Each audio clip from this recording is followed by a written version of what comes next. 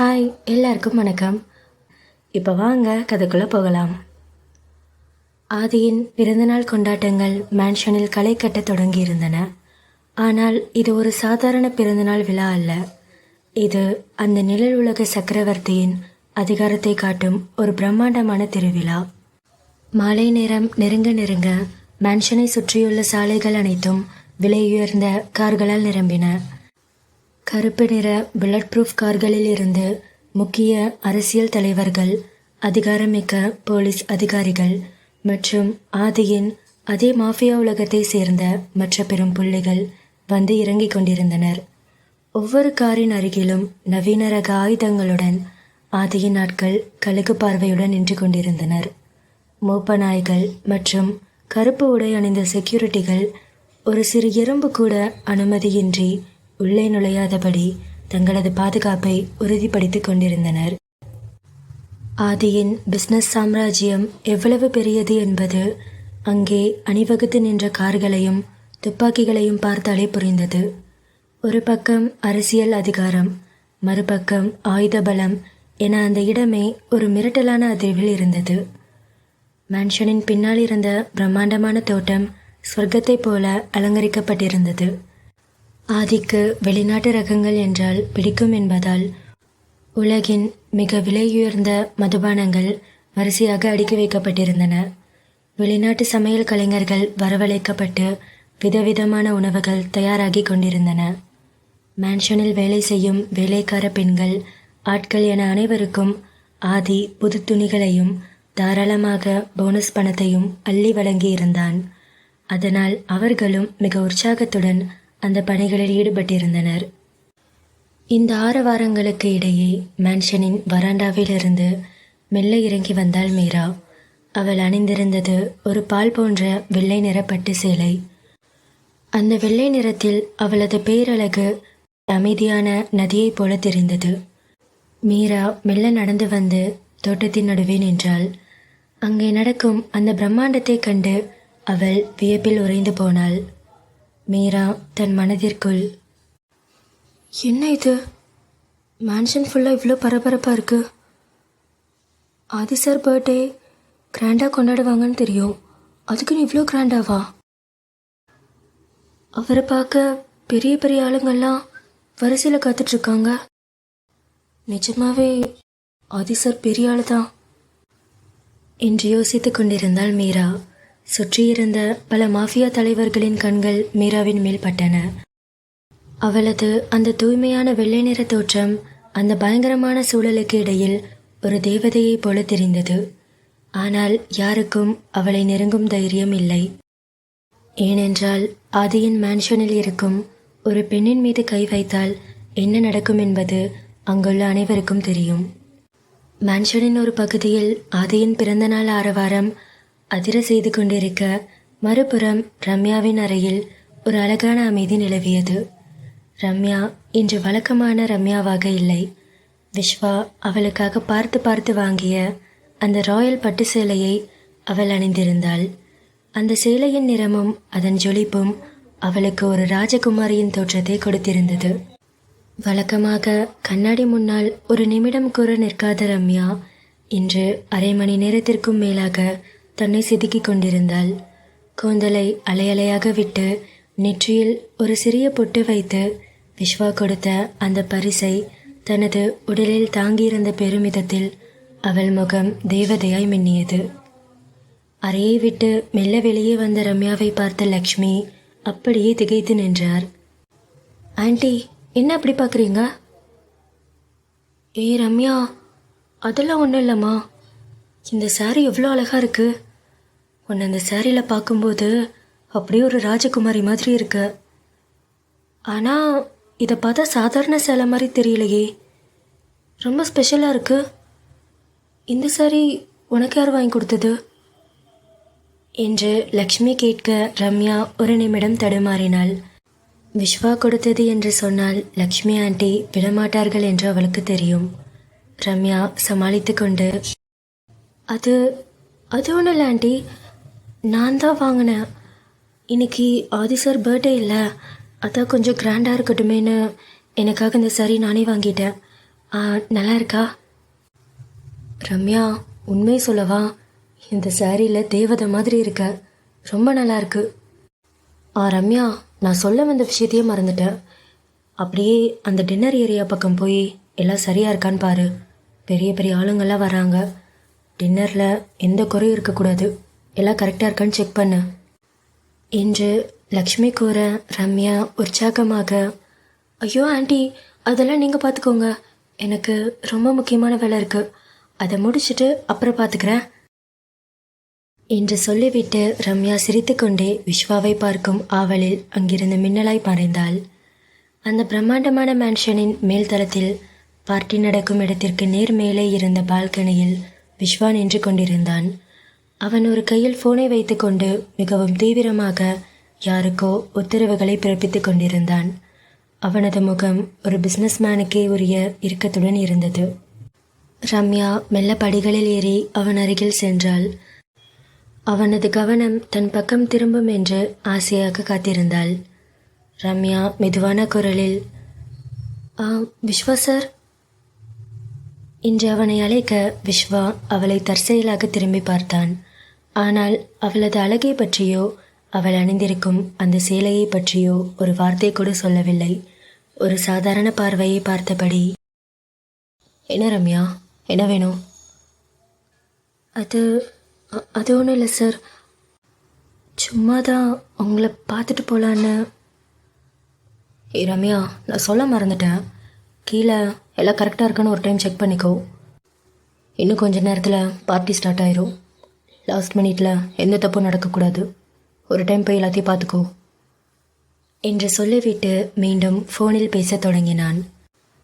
விஸ்வா ஃபோனில் சற்று டென்ஷனாக, ஆமாம், அந்த செக்யூரிட்டியில் இன்னும் பலமாக இருக்கணும். கேட் கிட்டே இருக்கிற சிசிடிவி கேமராவை செக் பண்ணிக்கோங்க. எதுவும் மிஸ் ஆகக்கூடாது. நான் சொல்கிறது புரியுதில்ல என்று அவன் பேசிக்கொண்டிருக்க ரம்யாவின் முகம் சட்டென்று வாடியது. இவ்வளவு கஷ்டப்பட்டு அவனுக்காக தயாராகி வந்ததும் அவன் ஒரு வார்த்தை கூட பாராட்டவில்லையே என்கிற ஏமாற்றம் அவளை வாட்டியது. அவள் ஏமாற்றத்துடன் மெல்ல படிக்கட்டுகளில் கீழே இறங்கத் தொடங்கினாள். ரம்யா பாதி படிக்கட்டுகளை கடந்து கீழே இறங்கிய போது மேலிருந்து ஒரு கம்பீரமான குரல் அவளை அழைத்தது. ரம்யா, ஒரு நிமிஷம். விஸ்வா அந்த பால்கனியின் கைப்பிடி சுவரில் தனது கைகளை ஊன்றி அப்படியே கீழே இறங்கி செல்லும் ரம்யாவை பார்த்தான். அவனது இதழோரம் இப்போது ஒரு மெல்லிய சிரிப்பு அரும்பியது. விஸ்வா ரம்யாவின் கண்களை ஆழமாக பார்த்து, ஒன்றும் இல்லை, அந்த சாரி உனக்கு ரொம்ப அழகாக இருக்கு. நான் நினச்சதை விட நீ இந்த சாரியில் ரொம்ப அழகாக இருக்க என்று சொல்லிவிட்டு அவன் எதையும் எதிர்பார்க்காதது போல அங்கிருந்து மீண்டும் தனது வேலைக்கு திரும்பினான். ரம்யாவுக்கு அந்த ஒரு நொடியில் உலகம் தலைகீழாக மாறியது போல இருந்தது. அவளது ஏமாற்றம் எல்லாம் காற்றோடு கரைந்து போயின. இதயம் ஒரு தாளம் போட அவள் அங்கே நிற்க முடியாமல் நாணத்தில் குடுகுடுவென ஓடினாள். அவளது முகத்தில் அப்படி ஒரு பிரகாசம். விஸ்வா தன்னை ரசிக்கிறான் என்பது தெரிந்ததும் அவளது கால்கள் தரையில் படாமல் காற்றில் மிதப்பது போல உணர்ந்தாள். சிறிது நேரம் செல்ல மேன்ஷனின் அந்த பிரம்மாண்டமான தோட்டம் இப்போது ஒரு மின்மினி பூச்சிகளின் உலகமாக மாறியிருந்தது. பார்ட்டி அதிகாரப்பூர்வமாக தொடங்கியது. விஸ்வா தனது கச்சிதமான புன்னகையுடன் ஒவ்வொரு மாஃபியா தலைவர்களையும் அரசியல் புள்ளிகளையும் வரவேற்று உபசரித்து கொண்டிருந்தான். ஆனால் அங்கே வெள்ளை நிற தேவதையாய் நின்றிருந்த மீராவின் கண்கள் அந்த பெருங்கூட்டத்தில் ஆதியை மட்டுமே தேடிக்கொண்டிருந்தன. அப்போது மேன்ஷனின் பிரதான படிக்கட்டுகளில் இருந்து ஆதி கீழே இறங்கி வந்தான். அந்த இடமே ஒரு நிமிடம் அமைதியானது. அவன் அணிந்திருந்த கருப்பு நிற தையல் சூட் அவனது கம்பீரத்தை 100 மடங்கு அதிகப்படுத்தி காட்டியது. தலைமுடி நேர்த்தியாக வாரப்பட்டிருக்க, முகத்தில் அந்த அசுரனுக்கு உரிய தீர்க்கமான பார்வை. பார்ட்டிக்கு வந்திருந்த பெரிய இடத்து பெண்கள், மாடல்கள் என அனைவரது கண்களும் ஆதியின் மேலே நிலைத்தன. ஐயோ, ஆதி எவ்வளோ ஹேண்ட்ஸமாக இருக்கான்ல என்று அவர்கள் தங்களுக்குள் கிசுகிசுத்து கொள்ள ஆதி அந்த எதையுமே பொருட்படுத்தவில்லை. அவரது கண்கள் கூட்டத்தை கிழித்து கொண்டு ஒரே ஒரு உருவத்தை மட்டுமே தேடின. தூரத்தில் நிலவொளியில் நனைந்த மல்லிகைப்பூ போல தெரிந்த மீராவை கண்டதும் ஆதியின் கால்கள் தானாகவே அவளை நோக்கி நகர்ந்தன. மீரா அவன் வருவதையே இமைக்காமல் பார்த்து கொண்டிருந்தாள். அவனது ஒவ்வொரு அடியும் மீராவின் இதய துடிப்பை எகிர வைத்தது. ஆதி அவளுக்கு மிக அருகில் வந்து நின்றான். சுற்றிலும் உலகின் வலிமை மிக்க மனிதர்கள் இருந்தனர். ஆனால் ஆதியின் உலகம் இப்போது அந்த வெள்ளை சேலை தேவதை மட்டுமே. ஆதி அவளது கண்களை ஆழமாக பார்த்தபடி, என்னடி கண்ணை கூட சிம்மட்டாம என்ன அப்படி பார்த்துட்ருக்க? என்ன அழகா இருக்கனா? என்ன சைட் அடிக்கிறியா என்று அவன் கூற மீரா வெக்கத்தில் இதழ்களை கடித்து கொண்டாள். ஆமாம், ரொம்ப அழகாக இருக்கீங்க. உங்களை பார்க்கவே அவ்வளோ கம்பீரமாக இருக்கு என்று அவள் கூற ஆதி சற்று குனிந்து அவளது காதோரம் அவளுக்கு மட்டும் கேட்கும் குரலில், அதெல்லாம் இருக்கட்டும், இன்னைக்கு என்னோட பர்த்டே. எனக்கு எதுவும் கிடையாதா என்று ஆதி கேட்க மீரா முகம் சிவந்து ஏதோ பதில் சொல்ல துடித்தாள். அவளது இதழ்கள் பிரிய முயன்ற அந்த நொடி, டே ஆதி, அங்கே என்னடா பண்ணிட்டு இருக்க? உன்னை எவ்வளோ நேரம் தேடுறது என்று விஸ்வாவின் குரல் பின்னாலிருந்து கேட்டது. விஸ்வா அவசரமாக ஆதியின் அருகே வந்தான். டே ஆதி, முக்கியமான மினிஸ்டர் வந்திருக்காரு. அவரோட சில டீல் பற்றி இப்போவே பேசுகிறோன்னு சொல்கிறாரு. சீக்கிரவா என்று ஆதியை இழுத்து கொண்டு அங்கிருந்து நடந்தான். ஆதிக்கு தடையாய் வந்த விஸ்வாவின் மேல் எரிச்சல் வந்தாலும் அன்றைய சூழல் அவனது சாம்ராஜ்யத்திற்கு முக்கியமானது என்பதால் தட்ட முடியாமல் போனது. ஆதியும் விஸ்வாவுடன் அங்கிருந்து கிளம்பத் தொடங்கினான். விஸ்வா அவனை தோளோடு அணைத்து விஐபி பகுதிக்கு அழைத்துச் சென்றான். ஆதி அங்கிருந்து நகரும் போது சட்டென்று திரும்பி மீராவை பார்த்தான். மீரா அங்கே ஏக்கத்துடன் நின்று கொண்டிருந்தாள். ஆதி அவளை பார்த்து ஒரு மெல்லிய புன்னகையை உதிர்த்துவிட்டு சென்றாலும் அவனது மனம் முழுக்க அங்கே மீராவோடு தான் இருந்தது. அந்த பிரம்மாண்டமான கூட்டத்திற்கு நடுவே இரு இதயங்களும் ஒருவரை ஒருவர் பிரிய முடியாமல் தவித்து கொண்டிருந்தன. ஆதி அமைச்சர்கள் மற்றும் முக்கிய தொழிலதிபர்களுடன் மிகவும் சீரியஸாக பேசிக் கொண்டிருந்தான். அந்த இடமே அதிகாரத்தின் நிழலில் மிகவும் கனமாக இருந்தது. விஸ்வா அருகில் நின்று ஆதிக்கு பக்கபலமாக ஒவ்வொரு டீலையும் கவனித்து கொண்டிருந்தான்.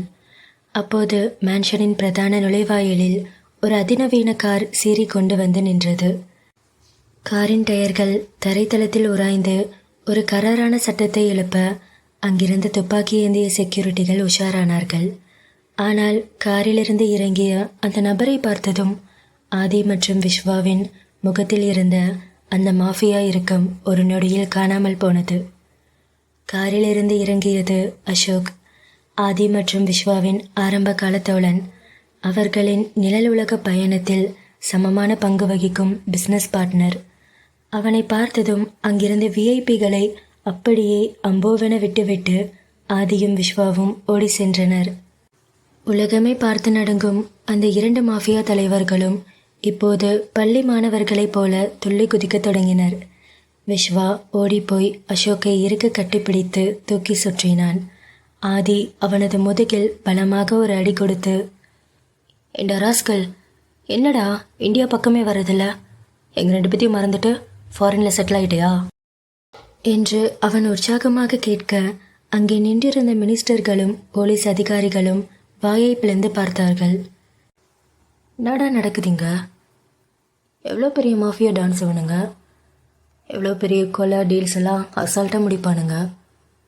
இத்தனை மினிஸ்டர்ஸ்க்கு நடுவில் ஏதோ சின்ன பசங்க மாதிரி விளையாடிட்டுருக்கானுங்க என்று அவர்கள் வியந்து நின்றனர். ஆதி சிரிப்பை அடக்க முடியாமல் அசோக்கின் தோளை பிடித்து உலுக்கினான். ஏண்டா நாயே, உன்னை பார்த்தே 2 வருஷத்துக்கு மேலே ஆச்சு. அங்கே போனதுக்கப்புறம் சரியாக ஃபோன் இல்லை, மெசேஜ் இல்லை. நீ செத்துட்டோன்னு நினச்சிட்டோம் நாங்கள் 2 பேரும் என்று அவன் கூற அசோக் சிரித்து கொண்டே, ஏண்டா உங்களை விட்டு நான் செத்துட்டா நீங்கள் 2 பேரும் நிம்மதியாக இருப்பீங்க. அது எப்படி முடியும்? உங்களை வந்து டார்ச்சர் பண்ணணும்ல, அதான் ஓடி வந்துட்டேன். அதுவும் சாரோட பர்த்டேவை மிஸ் பண்ண முடியுமா? துபாயில் ஒரு பெரிய கவர்மெண்ட் கான்ட்ராக்ட் கிடச்சிது, அதை முடிக்கிறதுல கொஞ்சம் பிஸி ஆகிட்டேன்டா. அதான் இப்போ உனக்காக எல்லாத்தையும் கேன்சல் பண்ணிவிட்டு நேராக ஏர்போர்ட்லேருந்து ஓடி வந்துட்டேன். என்று அசோக் கூற விஸ்வா கிண்டலாக, டே அதெல்லாம் இருக்கட்டும், என்ன வெறுங்கையோட வந்திருக்க? ஆதி பர்த்டேக்கு எதுவும் வாங்கிட்டு வரலையா? டேய், அவன் பர்த்டேக்கு எப்போ சும்மா வருவேன்? மச்சானுக்கு பிடிச்ச பிராண்டெல்லாம் காரில் பின்னாடி வாங்கி வச்சிருக்க. பார்ட்டியை முடிச்சுட்டு 3 பேர் ஓப்பன் பண்ணுறது தான் வேலை. இன்று மூவரும் சிரித்து பேசி கொண்டிருந்தனர். ஆதி அசோக்கின் கையை பிணைத்து கொண்டு அவனை தங்களது ரகசிய விஐபி ஏரியாவுக்கு அழைத்து சென்றான். டே அசோக், நீ மட்டும் இன்னைக்கு வரலன்னு வச்சுக்கோ, உன்னை அங்கேயே வந்து போட்டிருப்பேன்டா. நல்ல வேளை நீயே வந்துட்ட. டே ஆதி, உன் பர்த்டேவை நான் எப்படி மறப்பேன்? இன்றைக்கி நைட்டு பார்ட்டியை வேறு லெவலில் செலிப்ரேட் பண்ணிவிட்டு நம்ம 3 பேரும் பழைய மாதிரி எப்படி இருந்தோமோ அதே மாதிரி ஒரு ரவுண்டு வரணும். இன்று 3 பேரும் ஒருவரை ஒருவர் கிண்டல் செய்து கொண்டும் பழைய கதைகளை பேசிக்கொண்டும் உள்ளே நுழைந்தனர். ஒரு பக்கம் அதிகாரமும் பயமும் நிறைந்த அந்த மேன்ஷனில் இப்போது உண்மையான நட்பின் சிரிப்பொலி கேட்கத் தொடங்கியது. மீரா தூரத்தில் இருந்து இதை பார்த்து ஆச்சரியப்பட்டாள். ஆதிக்குள்ளும் இவ்வளவு அழகான ஒரு நட்பு வட்டம் இருக்கிறதா என்று அவள் வியந்து போனாள். ஆதியின் பிறந்தநாள் கொண்டாட்டத்தின் உச்சக்கட்ட நிகழ்வு தொடங்கியது. தோட்டத்தின் நடுவே வைக்கப்பட்டிருந்த அந்த பிரம்மாண்டமான மேஜையில் ஆதியின் ரசனைக்கேற்றவாறு பிளாக் ஃபாரஸ்ட் மற்றும் டார்க் சாக்லேட் கலவையில் ஒரு ராயல் பிளாக் தீம் கேக் வைக்கப்பட்டிருந்தது. அதன் மேல் தங்க நிறத்தில் மின்னிய மெழுகுவர்த்திகள் அந்த நள்ளிரவிலும் ஒரு மர்மமான அழகை தந்தன. ஆதி கத்தியை கையில் எடுக்க அந்த பெரிய மைதானமே ஆரவாரத்தில் அதிர்ந்தது. சுற்றியிருந்த அசோக், விஸ்வா மற்றும் அந்த நிழல் உலக தலைவர்கள் அனைவரும் கைத்தட்டி உற்சாகப்படுத்த ஆதி அந்த பெரிய கேக்கை வெட்டினான். சரியாக அதே நொடியில் சுற்றிலும் இருந்த விலையுயர்ந்த ஷாம்பெயின் பாட்டில்களின் மூடிகள் ஒரே நேரத்தில் ஒரு சத்தத்துடன் திறக்கப்பட்டன. அந்த சத்தம் ஒரு சிறிய ரக துப்பாக்கி சூடு போல தோட்டம் முழுக்க எதிரொலித்தது. ஆதி முதல் துண்டு கேக்கை எடுத்து தனது ஆறுயிர் நண்பன் விஸ்வாவிற்கு ஊட்டிவிட்டான். விஸ்வா அதை சிரித்து கொண்டே ஏற்றுக்கொண்டு ஆதிக்கு திரும்ப ஊட்டிவிட அசோக் குறுக்கே புகுந்து, டே மச்சான், என்ன மறந்துட்டியா என்று கேலியில் குதித்தான். மூவரும் அந்த கூட்டத்திற்கு நடுவே தங்களது நட்பை கொண்டாடினர். கேக்கை ஊட்டிவிடும்போது சிரித்து பேசும்போதும் ஆதியின் கண்கள் ஒரு கழுகு பார்வையோடு அந்த கூட்டத்திற்குள் ஊடுருவின. அவனது இதயம் மீராவை மட்டுமே தேடியது. கூட்டத்திற்கு சற்று தள்ளி ஒரு ஓரமாக நின்று அந்த பிரம்மாண்டத்தை கண்கள் விரிய பார்த்து ரசித்து கொண்டிருந்தாள் மீரா. அவளை பார்த்ததும் ஆதியின் முகத்தில் ஒரு மெல்லிய கள்ள சிரிப்பு மலர்ந்தது. அவளுக்கு ஓடிப்போய் ஒரு துண்டு கேக்கை ஊட்டிவிட வேண்டும் என்று அவனது அடிமனம் துடித்தது. ஆனால் சுற்றிலும் இருப்பவர்களை நினைத்து பார்த்தான். தனது ஆசையை ஒரு பெருமூச்சோடு அடக்கிக் கொண்டான். ஆதி தூரத்திலிருந்தே அவளை பார்த்து ஒரு கண்ணசைவு செய்ய மீராவின் முகம் சட்டென்று சிவந்து போனது. மீராவின் பக்கத்திலேயே நின்று கொண்டிருந்த ரம்யா இதையெல்லாம் கவனிக்காமல் விடுவாளா?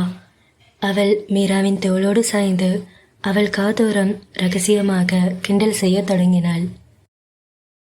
என்னடி இது, ஆதி சார் கேக் வெட்டுறாருன்னு பார்த்தா அவரோட கண்ணு ஒன்னதான் வெட்டிட்டு இருக்கு. என்ன ஒரு லுக்கு!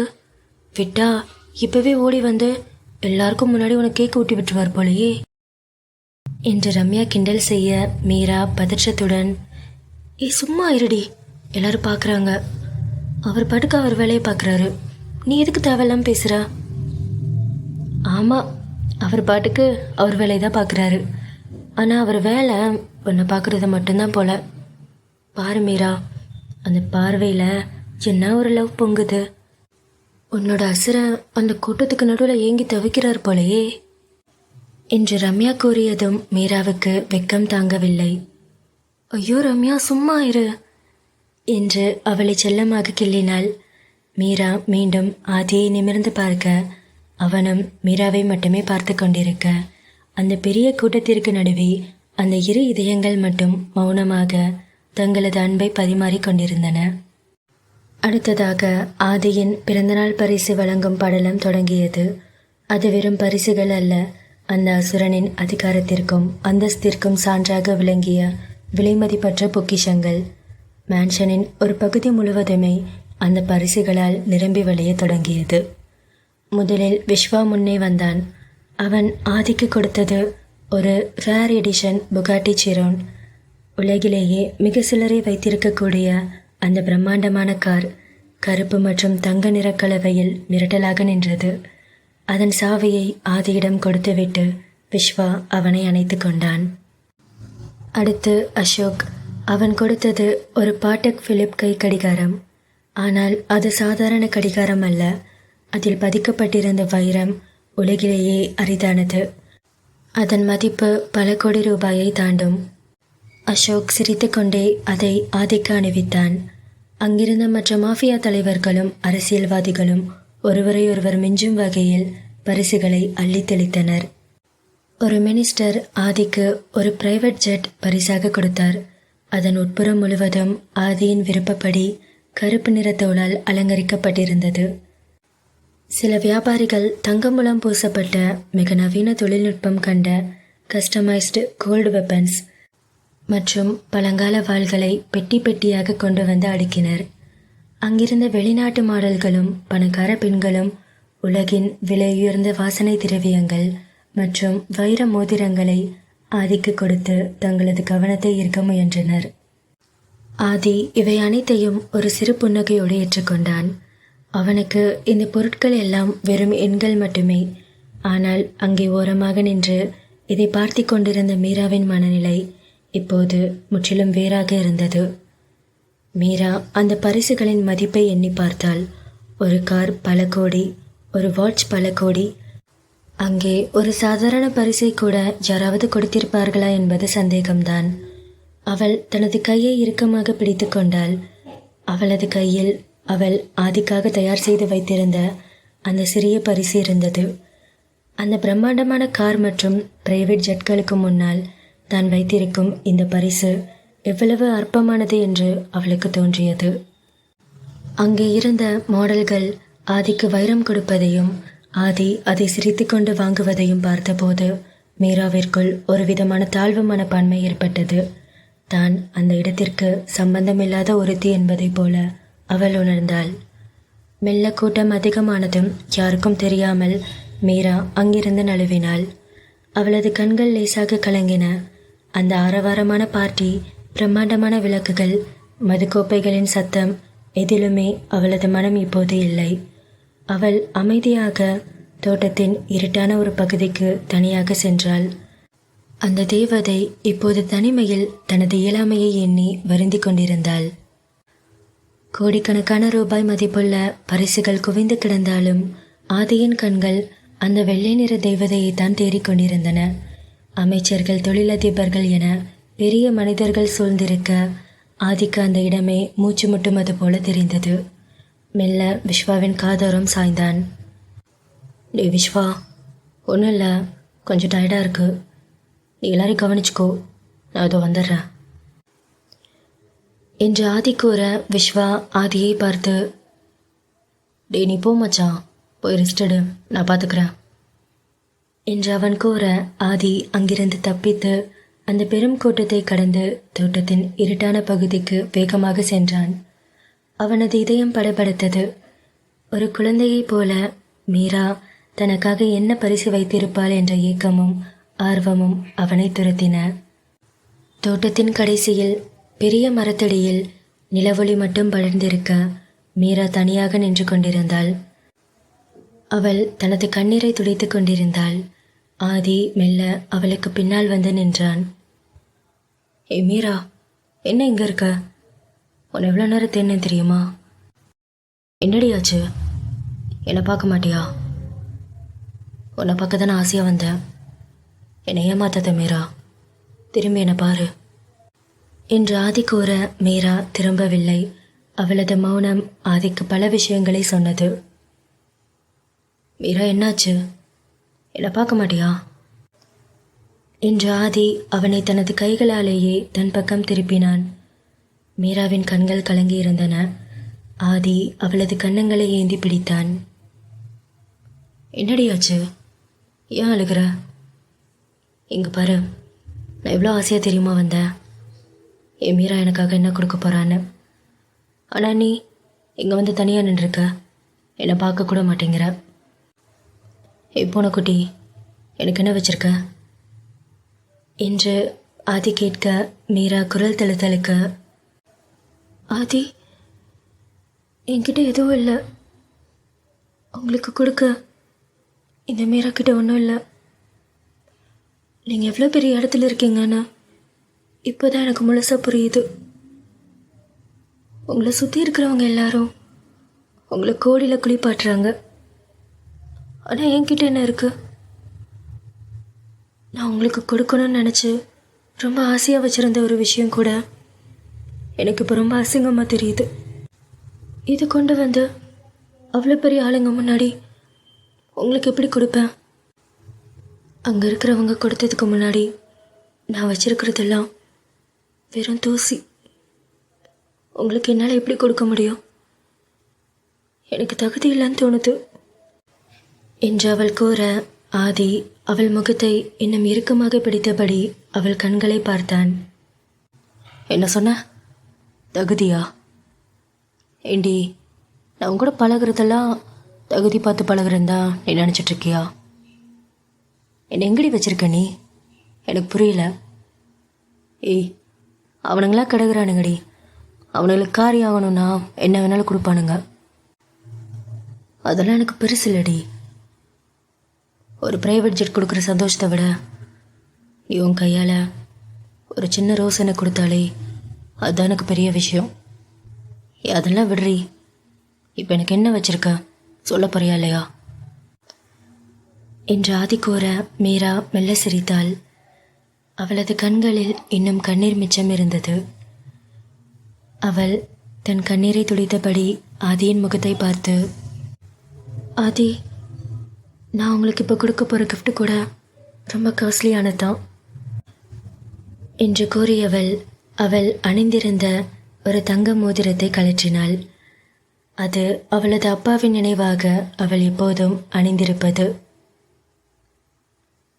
இந்தாங்க, என்கிட்ட இருக்கிறதுலையே ரொம்ப விலை உயர்ந்த பொருள்னா இது மட்டும்தான். இது என் அப்பா எனக்காக ஆசையாக வாங்கி கொடுத்தது. அவர் இதை என் கையில் போட்டு விடும்போது சொன்னார், என் ஞாபகமாக இது எப்போவும் கூடயே இருக்கணும், எப்போது கழட்டக்கூடாதுன்னு. அவருடைய ஞாபகமாக இது எவ்வளோ நாள் நான் வச்சுருந்தேன். இதுதான் என்கிட்ட இருக்கிறதுலே ரொம்ப காஸ்ட்லியானது. ஏன்னா நான் எப்போ ஞாபகமாக வச்சுருந்தது. இதை தவிர என்கிட்ட பெரிய விஷயம் எதுவுமே கிடையாது. இது உங்களுக்காக நான் கொடுக்குறேன், ஏற்றுப்பீங்களா என்று அவள் கேட்க, ஆதி அப்படியே உறைந்து நின்றான். கோடிக்கணக்கான வைரங்களை விட அவளது அப்பாவின் நினைவாக அவள் வைத்திருந்த அந்த மோதிரம் அவனது இதயத்தை உலுக்கியது. ஆதி தனது கையை நீட்ட மீரா அந்த மோதிரத்தை அவனது விரலில் மெல்ல அணிவித்தாள். ஆதியின் இதயம் நெகிழ்ந்தது. அவன் சட்டென்று அவளை தன் மார்போடு சேர்த்து இறுக்கமாக அணைத்து கொண்டான். ஏண்டி, எனக்காக உன்னோட ஞாபகத்தை கொடுத்துட்ட. உன்னோட இந்த லவ்வுக்கு முன்னாடி அங்கே இருக்கிற கோடிக்கணக்கான கிஃப்ட்டு வைரம்லாம் எனக்கு வெறும் குப்பை மீரா. இனிமே இந்த அசுரன் உன்னோட அடிமடி என்று கூறியவன் அவளை விலக்கி அவளது முகத்தை ஆழமாக பார்த்தான். அவனது கண்கள் காதலாலும் தாகத்தாலும் ஜொலித்தன. அவன் குனிந்து அவளது நெற்றியில் ஒரு ஆழமான முத்தமிட்டான். அவனது உதடுகள் அங்கிருந்து நகரவில்லை. அவளது இமைகளில், கன்னங்களில், மூக்கின் நுனியில் என அவளது முகம் முழுவதும் முத்தங்களால் நனைத்தான். மீராவின் உடல் அவனது சூடான ஸ்பரிசத்தில் சிலிர்த்தது. ஆதியின் கைகள் அவளது இடுப்பை வளைத்து தன் பக்கம் இழுக்க இருவரது மூச்சுக்காற்றும் ஒன்றோடு ஒன்று பிணைந்தது. ஏ மீரா, எனக்காக இவ்வளோ அழகான பர்த்டே கிஃப்ட் கொடுத்துருக்க. இப்போ சொல்கிறேன், இந்த மோதிரம் என் விரலில் இருக்கிற வரைக்கும் இந்த ஆதியோட உயிர் உங்ககிட்ட தான் இருக்கும் என்று அவளது கழுத்தோரம் தனது முகத்தை புதைத்து ஒரு ஆழமான முத்தத்தை கொடுக்க, மீரா அவனது சட்டையை இறுக்கமாக பற்றி கொண்டு அவனது அணைப்பிற்குள் ஒடுங்கினாள். தோட்டத்தின் அந்த தனிமையில் ஆதி அந்த மோதிரத்தின் நிகழ்ச்சியில் இருக்கும்போதே மீரா அவனது கண்களை ஊடுருவி பார்த்தாள். அவளது பார்வையில் ஒரு விதமான தீர்க்கமும் இதுவரை இல்லாத ஒரு துணிச்சலும் தெரிந்தது. மீரா மெல்லிய குரலில், ஆதி, இந்த மோதிரம் ஒரு ஆரம்பந்தான். உங்களுக்காக நான் இன்னொரு கிஃப்ட் வச்சுருக்கேன். ஏய், என்னடி சொல்கிற? இன்னொன்னா? சரி, என்ன கிஃப்ட்டு? அது இந்த உலகத்தில் இது வரைக்கும் யாரும் உங்களுக்கு கொடுத்துருக்க மாட்டாங்க. இனிமேல் என்ன தவிர வேறு யாராலையும் இதை உங்களுக்கு கொடுக்கவும் முடியாது என்று மீரா கூற ஆதி திகைத்து நின்றான்.